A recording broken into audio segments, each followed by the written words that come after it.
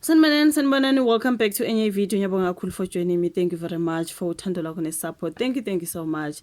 Please kindly subscribe or like a video, share a video as well as ukubuka ama-ads. So kule video sikhulumeni ke ngale ngane okuthiwa ke ina 19 and iyanyamalala 3 weeks ago, I think so, if not inyanga mhlambe asithi 3 weeks ago. Ukamohelo bawugudi owatrendana ney'nkundleni zokuxhumana ey'ndabeni na everywhere kuthiwa ke uthunjiwe ehamba no-driver wakhe ke ubuye umthatha esikoleni. I think kuthiwe ke ingane enama-special needs, I think so, and ungena isikole sabantwana abanama-special needs, I think so, ngendlela abakhuluma ngakhona kuthiwa ke no driver wakho kaMhelo bakuthi balandelwa ibhakethile eyayinabantu omunye wabagqoke ke inform yamaphoyisa basebamisa basebethi there kuthiwa bathi imoto yabo ine something nokwenza nezidakamizwa into ekanjalo wasethi amaphoyisa lana ku-driver kaMhelo bakuthi shayela imoto sisemva kwakho asambenzise e-police station ngoba babe ba-accuser of something to do with idakamizwa, udriver ke uthiwa wahlukaniswa ke nokaMhelo bakuthi bamthatha ukaMhelo bakuthi bamfaka emotweni yabo ibhaki yabo leyo kuthiwa ibimhlophe ntontoni okwathiwa kutholakala ukuthi ingamaphoyisa njani kwagcina sekuboshwe ke elinye iphoyisa lapho elina 40 something years, right? So kuthiwa ke bamhlukanisa ukaMhelo bakuthi no driver wakhe bamfaka emotweni yabo bathi ku driver hamba phambili nasekulandela emuva ushaya imoto yapi uye police station. Angene emotweni yaku driver ukaMhelo bakuthi bamfake ke kwibhaki yabo ke bengabantu abazolandela udriver zilandelane imoto ziye kuphi e-police station. Ahamba udriver shaya imoto uthi phambili le abona ukuthi hayibo angisayiboni le bhaki manje ayibuza ukuthi hayibo kanti manje sebephi kuthi ngihambe phambili ngiyalandela emva ngamaphoyisa kuthi ngiye police station ngoba nakho imoto idakamizwa ntontoni kanti kwakuyindlela nje ukuthi ke kuthunjwe lo mfana lo ukaMhelo bakuthi wahamba udriver kaMhelo wayofika e-police station. Mefika lapho akukho bhaki emlandela emuva kwaye lapho nje yabona ukuthi hey usethethwe umntwana ngoba iphi kanti le bhaki okuthiwe sikulandele emva, you know what I mean, ebalahlekelana ke wayofika e-police station eyedwa wabeke unyamalelo umntana abantu watrenda lapha endabeni kuthiwa kaMhelo bakuthi kidnapped ntontoni kwakuningi bafethu sabona ke laphana ngakubona sisikoleni sakafunda kuso kubanjwe nje imthandazo into ekanjalo ukuthi ingane ukuthi ithunjiwe kodwa bekukhona befake inform yamaphoyisa kwazo vele ukuthi enaleyo bhaki leyo ke ngathi kwagcina nje so kubanjwe omunye wamaphoyisa kwathiwa connection tontoni nale yabhaki, you know what I mean.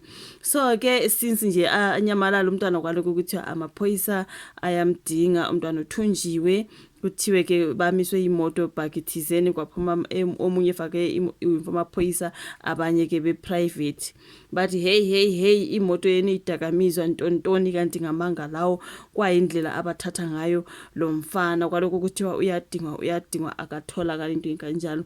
Sivuka namhlanje ke ngezindaba ezithi utholakele ukaMhelo bakuthi utholakala ephila ngoba abantu abaningi beloku beminyile bafethu kuthiwa let's hope iyaphila leyo ngane yabantu kanti okwangathi futhi namaphoyisa nesandla allegedly, you know, I mean makuboshwa iphoyisa nakhona futhi kuthiwa kuleyo bhaki kwakhona wayifaka inform yamaphoyisa engathi into nokwenza nje nabaka blue uniform ukuthi bayifuna ingane yabantu asazi sezwa kuthiwa mama kaMhelo bakuthi ubefonela nje ngabantu thizeni bemfuna imali nezimali ezingasuki phansi, you know what I mean.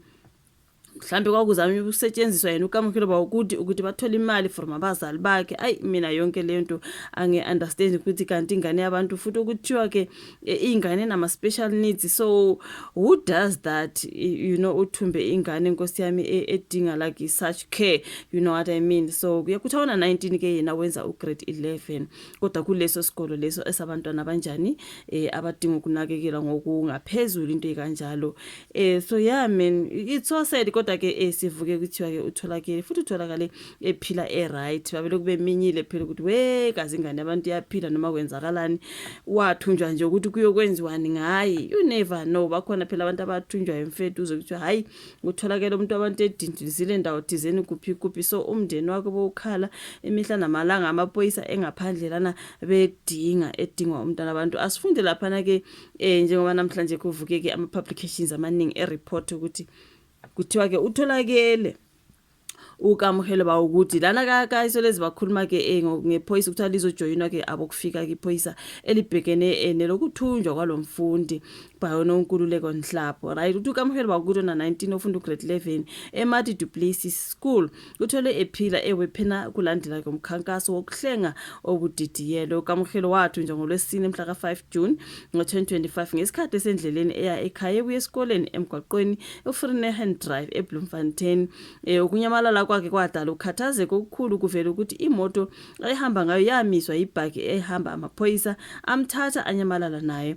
Lokhu kwaholela ekusungulweni kwethimba elakhiwe izinhlaka ezahlukene zasesiphoyiseni. Ngemva kwamasonto ambalwa ophenyo lunzulu uKamohelo watholakala ephephile futhi watakulwa ngasewephena ezintatha zanamhla nophakathi nalomsebenzi oqhutshwa uphiko lwezobuholi kwaboshwa amadoda amahlanu ase-Afrika aphakathi kweminyaka engama-20 no-29.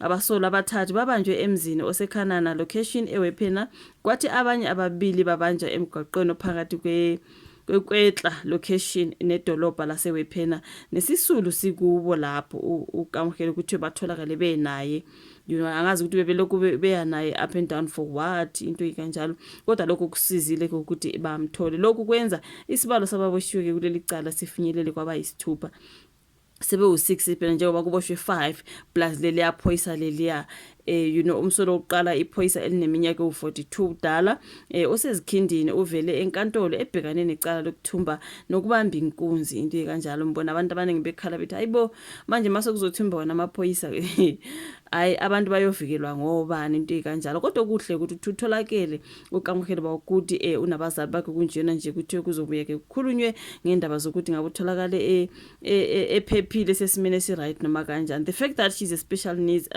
child, you know what I mean, kubuhlungu kakhulu bafethu. Let's hope right into ekanjalo ukuthi bethunjwa nje setshenziswa ukwenza naye angazi ngicabanga ukuthi mhlawumbe kwakuyindlela yokuthi bathola imali from abazali bakhe.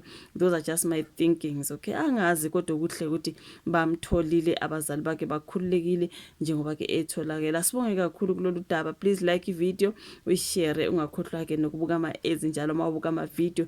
Thank you so much. Asiphinde sihlangane odabeni oluzayo. Bye.